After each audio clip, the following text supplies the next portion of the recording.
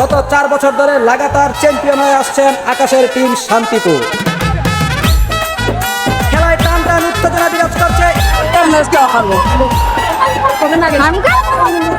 ও যে দেখতেছি গোলকি গত 4 বছর ধরে ওই জন্য একটা ম্যাচ আমরা দিতে পারিনি। ও তো গোলকি না, আজকে একটা দেয়াল, কোনোভাবে গোল দেওয়া যায় না। এই মুহূর্তে বলটি আছে শান্তিপুরের প্লেয়ারের দখলে। এই বছর গোলও খাইবো আর হারবো। দিনের বেলা আকাশে বসে থেকে লাভ নাই। আয় চল লাগে বাজি। ঠিক আছে বাজি।